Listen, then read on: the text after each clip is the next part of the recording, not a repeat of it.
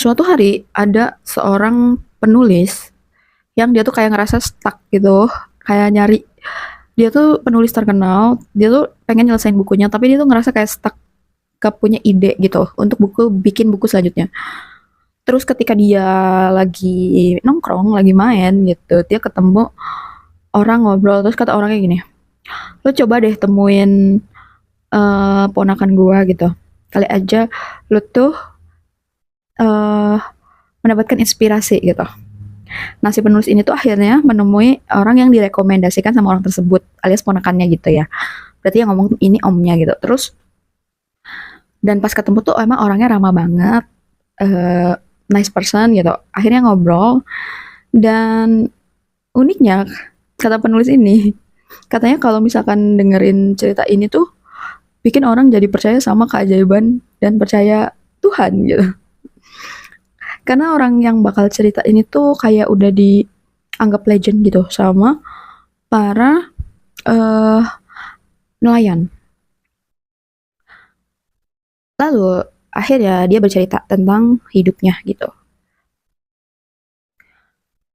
Dia mulai bercerita hidupnya dimulai dari masa kecilnya. Jadi ini tuh yang cerita adalah namanya Pi. Nah, dia itu punya orang tua yang unik banget. Jadi ibunya itu fanatik Hindu dan ayahnya itu ateis. Jadi ibunya tuh sering banget cerita tentang dewa-dewa gitu, sedangkan kalau ayahnya tuh nggak percaya Tuhan gitu. Dan em, si ayahnya ini nggak percaya Tuhan atau menjadi ateis karena dulunya itu dia mengidap suatu penyakit polio, terus orang tuanya tuh selalu bawa dia tuh ke pengobatan alternatif. Sedangkan dia tuh nggak sembuh-sembuh gitu. Nah, yang bikin dia sembuh adalah pengobatan medis gitu. Jadi makanya kalau ayahnya itu uh, ateis gitu. Nah, ayahnya ini tuh adalah seorang yang pengusaha yang cerdas gitu, yang sukses. Udah bangun hotel, bahkan punya kebun binatang sendiri gitu. Dia pemilik sebuah kebun binatang di kota India. Nah, Pi itu tumbuh besar dengan orang tua yang unik dan namanya pun didapatkan dari jadi omnya tuh ngomong ke ayahnya tentang bahwa ada kolam renang yang jernih banget. Namanya itu Pi gitu. Pising apa gitu pokoknya. Sedangkan kalau di India nama Pi itu tuh kayak diplesetin tuh bisa jadi artinya tuh pipis gitu. Jadi dia tuh sering dibully dan diketawain sama teman-temannya karena namanya gitu. Tapi si Pi ini cerdas. Jadi dia itu bikin dirinya jadi cerdas banget gitu. Jadi orang-orang yang tadinya ngebully dia gitu ya, ngerendahin dia, ngebercandain nama dia tuh jadi respect gitu karena kecerdasannya si Pi ini gitu. Karena orang-orang kan jadinya kagum terus membutuhkan Pi gitu. Terus uniknya Pi ini ya walaupun punya ibu yang fanatik Hindu dan ayah yang ateis, dia itu punya rasa ingin tahu yang sangat besar gitu. Seperti pada anak-anak pada umumnya kan. Lalu dia itu akhirnya menemui pastor gitu di gereja. Dia belajar tentang agama Kristen gitu. Akhirnya dia juga suka sama agama Kristen. Jadi di sini dia punya dua agama gitu. Dia Hindu Kristen. Jadi kata Pi itu seseorang tidak mungkin mengenal Tuhan ketika dia tidak diperkenalkan dengan Tuhan gitu. Tidak ada orang yang memperkenalkan dia dengan Tuhan. Jadi dia tuh merasa bahwa dia mendapatkan keimanan itu dari dewa, sedangkan dari Kristen itu dia mendapatkan kasih gitu, belajar tentang kasih Tuhan. Lalu setelah itu, uh, dan uniknya tuh ya, dia tuh bilang makasihnya gini, terima kasih Dewa Wisnu karena kamu telah membuatku berkenalan dengan Yesus gitu.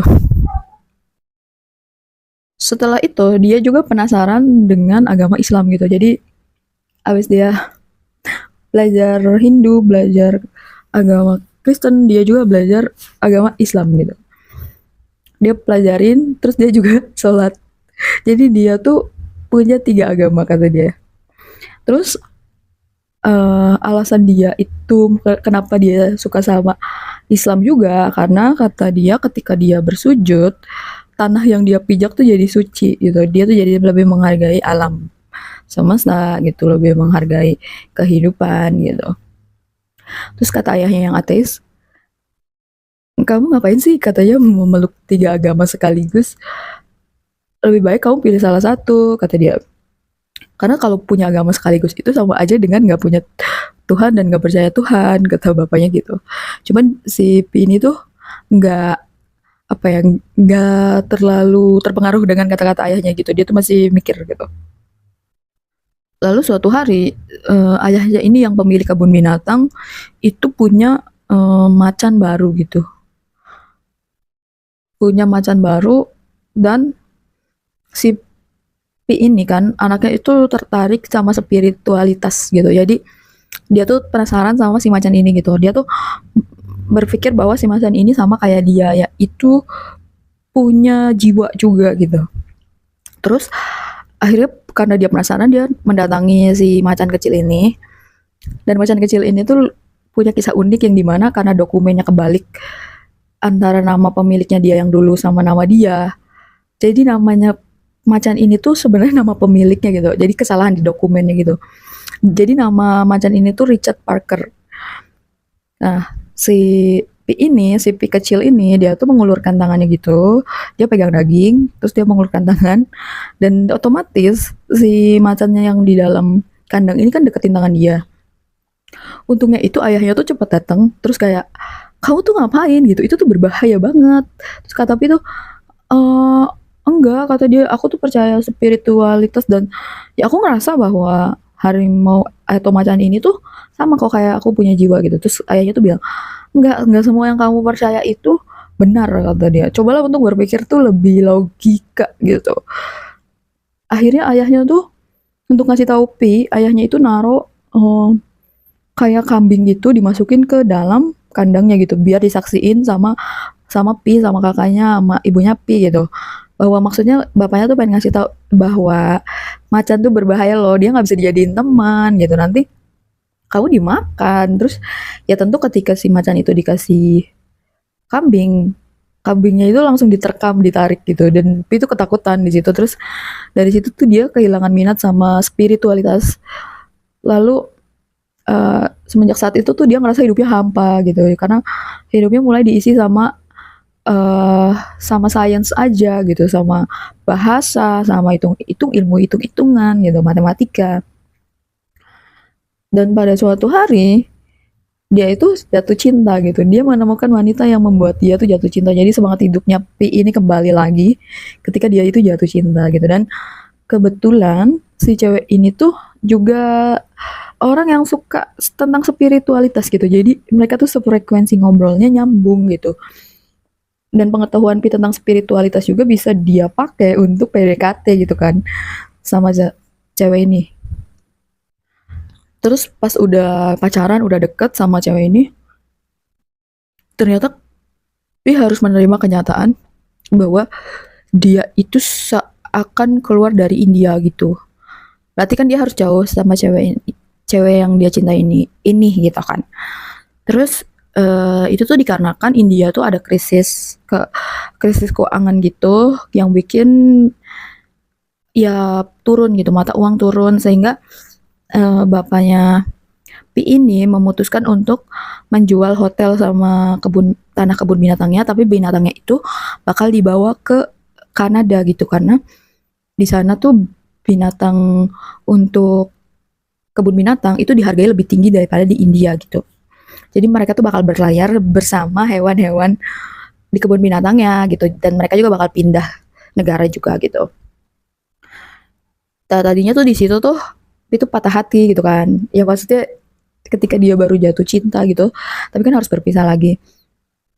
Terus tapi ketika Pi lagi di kolam renang, lagi di atas laut, ketika Pi lagi di atas laut, dia tuh mikir gitu bahwa sebenarnya patah hatinya dia tuh nggak seberapa dibandingin sakitnya ayahnya gitu, harus meninggalkan India dan juga harus menjual semua hewan di kebun binatangnya gitu. Maksudnya merelakan semua kecintaannya untuk terus berjuang dan untuk bertanggung jawab ke anak istrinya gitu. Di situ tuh mata itu mulai terbuka gitu bahwa sakit hatinya ini tidak terlalu besar gitu. Lalu ketika malam dan ketika si kapal lautnya ini udah berada di perairan yang dalam banget di Pasifik, itu tuh terjadi badai besar gitu. Dan uniknya kan kalau orang ada badai besar tuh pasti berlindung gitu. Kalau Pi itu malah keluar ke bagian kapal yang bisa langsung ke langit gitu di luarnya. Terus malah dia tuh ketawa-tawa gitu. Malah dia seneng bisa ngerasain badai gitu dan dia tuh terus ngomong tolong dong makin besar, tolong dong gitu besarin badainya gitu. Dan memang benar badainya makin besar dan makin ekstrim gitu. Terus tiba-tiba dia tuh dikagetin sama alarm dari si kapalnya ini gitu. Alarm dari si kapalnya ini bahwa tanda bahaya. Nah, pas saat itu Pi itu memutuskan untuk masuk lagi kan ke dalam kapal mau nyari orang tuanya sama si kakaknya itu. Tapi ternyata kapalnya udah terendam setengahnya gitu. Jadi tempat-tempat orang tidur pun udah kerendam semua yang di dalam kapal.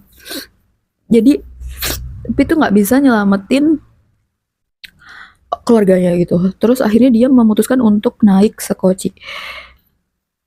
Dan ketika dia lagi naik sekoci, ada kuda. Si kudanya tuh ikut naik. Jadi tuh sekocinya yang tadinya masih nempel di kapal tuh jatuh gitu karena tiba-tiba kudanya mengagetkan. Jadi hewan-hewan yang ada di dalam kapalnya tuh kan jadi berlarian karena udah mulai terendam air gitu. Jadi pada menyelamatkan diri. Nah akhirnya si Pi itu tadinya cuman bersama si zebranya gitu, kuda zebra. Nah terus tiba-tiba ada binatang lagi yang nyamperin gitu. Ternyata itu tuh cetah. Terus abis itu nggak lama ada kayak orang hutan yang dinamain orange juice gitu. Dan karena hewannya mabok laut, gara-gara pesawatnya goyang-goyang, jadi walaupun hewan buas gitu, mereka tuh nggak saling makan gitu, karena masih mabuk laut, masih pusing. Lalu abis itu tiba-tiba dia tuh ngeliat kayak ada sesuatu yang kayak kesusahan renang gitu. Nah, si Pi ini ngasih kayu gitu supaya buat uh, bantuin si orang tersebut gitu. Nah ternyata setelah dia tarik, ternyata itu bukan orang, tapi itu adalah si uh, Richard Parker. Jadi Pi ini menyelamatkan si macannya itu yang udah gede sekarang. Terus kan jadi dia ketakutan tuh, Richard Parkernya yang berhasil naik ke skocinya Pi. Terus dia tuh akhirnya kena ketakutan, dia tuh nempel di ujung-ujung skocinya, di ada kayu gitu di skocinya yang cuman satu batang doang, tapi dia tuh sampai bergelantungan karena dia takut dimakan kan, karena dia ingat kata ayahnya tentang si Richard Parker. Terus akhirnya ketika si lautnya mulai tenang, itu tuh si cetahnya tuh mulai menghabisi nyawa zebra sama si orang hutan itu gitu. Sebenarnya itu sedih banget. Cuma ya gimana lagi karena memang kan kelaparan gitu. Dan dia pun bilang bahwa kalian nggak tahu bahwa ketika orang kelaparan tuh orang bisa melakukan segala hal ketika sangat lapar gitu, sangat tidak bisa menahan lagi laparnya. Terus abis itu pas Pi lagi marah-marah gara-gara si hewan ini makanin zebra dan makanin orang hutan, tiba-tiba si Richard Parker tuh keluar dari persembunyiannya dia di Skocie gitu. Jadi di Skocinya tuh memang ada tempat yang kayak tertutup gitu. Dan sembunyi di situ tadinya dia. Terus keluar terus makan si hewan yang membunuh zebra dan membunuh si orang hutan gitu. Jadi akhirnya sekarang tersisa Pi sama ini sama Richard Parker. Terus karena dia itu takut, jadi dia tuh sengaja bikin kapal sendiri, bikin kayak skoci darurat buatan dia sendiri gitu. Jadi supaya dia kalau tidur tuh bisa di situ, atau kalau dia lagi takut sama Richard Parker, dia tuh bisa tidur di tempatnya dia gitu. Jadi si macannya tuh tidur nyenyak di tempat enak, sedangkan dia tuh tempatnya tuh kayak susah banget gitu. Terus abis itu eh karena dia juga takut dimakan sama Richard Parker, akhirnya dia itu belajar untuk mancing gitu. Tadinya tuh dia nggak tahu cara mancing karena orang tuanya itu vegetarian gitu. Dia tuh selama ini cuma makan sayuran. Dan kebetulan ada buku panduannya gitu di Skocinya, jadi dia belajar gimana caranya survive di keadaan seperti itu. Dan isinya tuh kayak jangan pernah menyerah, jangan berputus asa gitu, jangan pernah kehilangan harapan. Terus kayak dikasih tahu bahwa menyanyi itu bisa membangkitkan semangat atau bercerita gitu. Jadi di keadaan-keadaan darurat itu bisa melakukan itu untuk membangkitkan semangat atau untuk memberikan kekuatan gitu.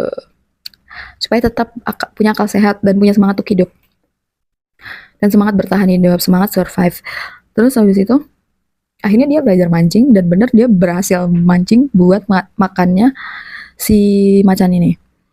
Terus habis itu uh, kebetulan tuh dia dia tuh mulai mikir gitu gimana ya caranya, karena dia tuh pengen nyaman juga gitu di Skoci, pengen istirahatnya di Skoci gitu kan. Jadi dia tuh mencoba untuk eh, nggak takut gitu untuk deketin si macan ini, dan dia juga mengingat-ingat cara menjinakkan hewan buas eh, di ketika dia tuh dapat edukasi itu di apa sih, di tempat kebun binatang ayahnya. Jadi ayahnya tuh memang memberikan banyak ilmu pengetahuan buat Pi juga gitu. Secara tidak sadar gitu. Mempersiapkan Pi untuk survive. Terus habis itu dia nyoba yang dimana itu tuh sebenarnya caranya memang kayak melatih melatih kayak anjing gitu, melatih kucing yang kayak punish and reward gitu loh. Yang misalkan dikasih, kalau misalkan nurut dikasih daging gitu, kalau nggak nurut ya nggak dikasih gitu. Nah akhirnya bisa dikendalikan gitu. Akhirnya berhasil dan Pi itu sekarang di Skoci berdua sama Richard Parker. Nah pas si Pi ini lagi capek dan lapar juga gitu, dia nggak punya tenaga untuk mancing. Tiba-tiba ada fenomena, jadi banyak ikan tuh terbang-terbang, yang ikan-ikan kecil itu terbang-terbang kayak di langit, dan akhirnya kan ada yang terjebak juga di dalam kapal. Jadi kapalnya tuh penuh dengan ikan-ikan yang loncat-loncat sendiri gitu. Nah akhirnya si Pi ini punya banyak persediaan makanan dan si macan juga jadinya kenyangan, nggak kelaparan gitu. Karena sebenarnya macan itu dikasih makannya 5 kilogram daging setiap hari sama ayahnya Pi gitu. Jadi memang sekarang kan susah nyari makannya, jadi cepet lapar. Terus akhirnya eh, setelah itu ada fenomena di mana laut tuh berubah jadi kayak apa ya, kayak langit sih.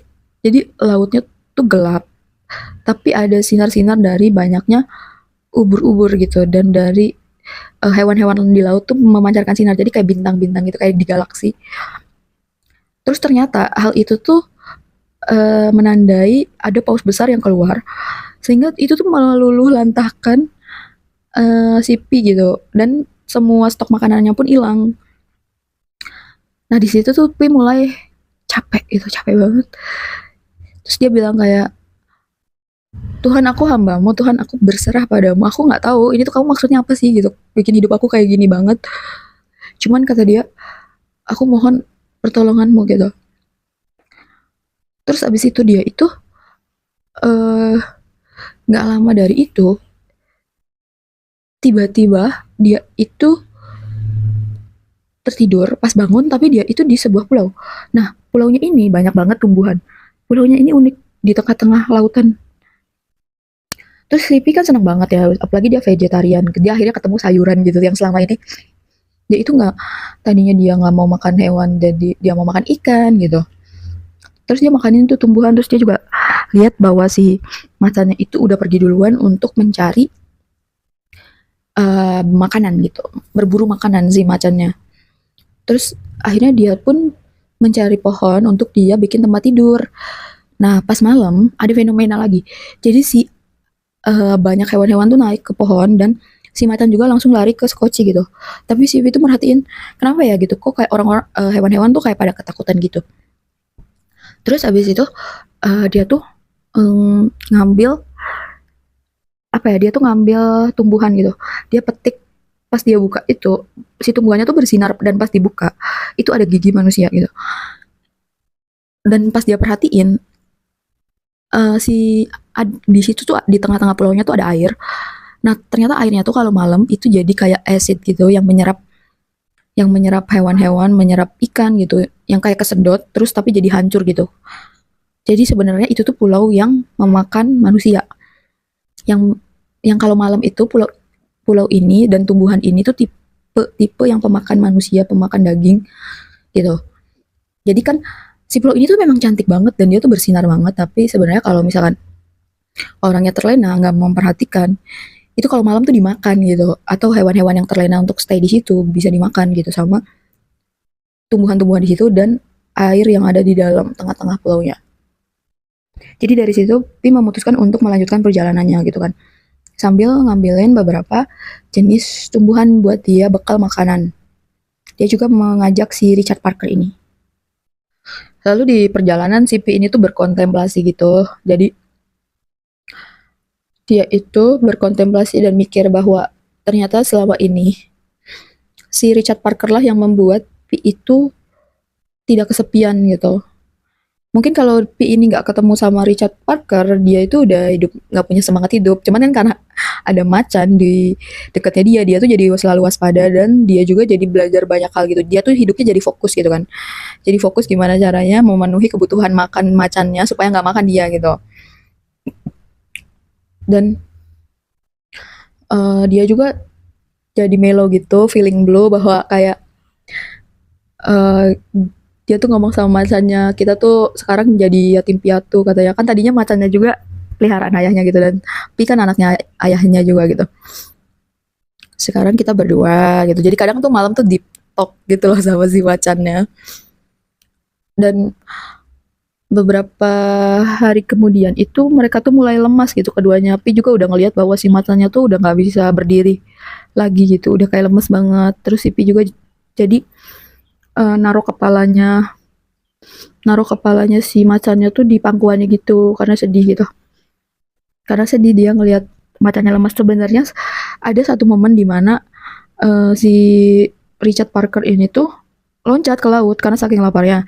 Nah, sebenarnya Pi itu punya kesempatan untuk menghabisi Richard Parker. Cuman pas dia ngelihat matanya Richard Parker yang yang memelas gitu, Pi itu nggak tega. Makanya Pi selamatin gitu. Jadi Pi itu tidak kehilangan tetap tidak kehilangan jati dirinya dia gitu, nggak bisa dia ngelihat kayak gitu gitu. Terus habis itu uh, tiba-tiba dia ngelihat ada awan Columbus gitu, itu tuh tanda bakal ada badai besar. Jadi Pi itu bersiap-siap dan bener aja kayak badainya gede banget sampai airnya tuh udah pada masuk ke kapalnya Pi, sampai Pi juga kesusahan kesusahan karena takut ke bawah sama si ombak dan badainya itu. Nah pas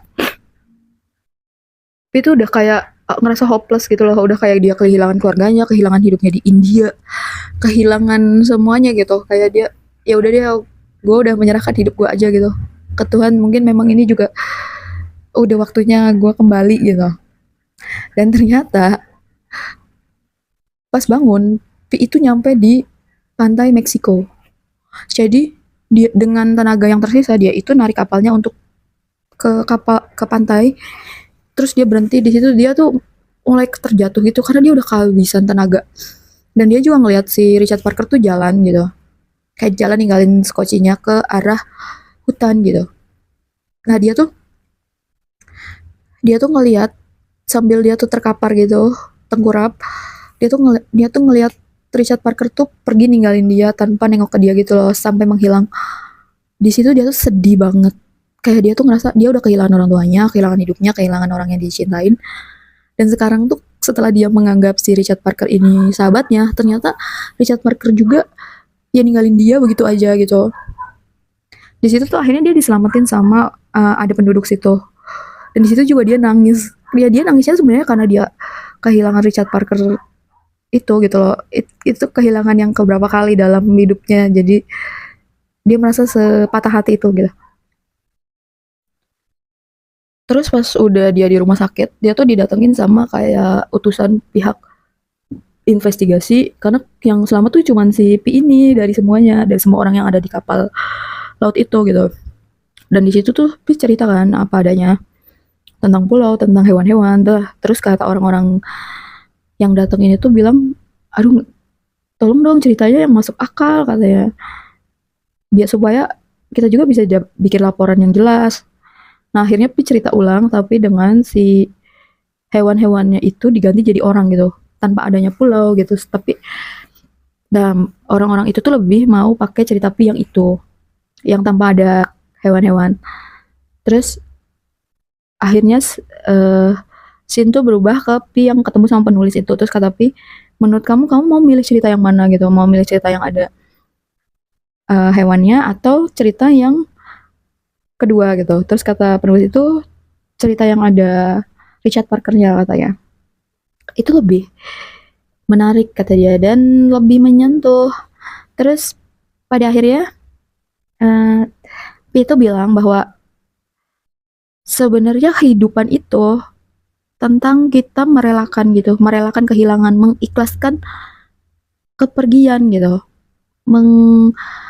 memberikan apa ya, kerelaan, keikhlasan, kehilangan orang-orang yang dicintai, kehilangan kehidupan yang di tempat dulu, kehilangan keluarga gitu.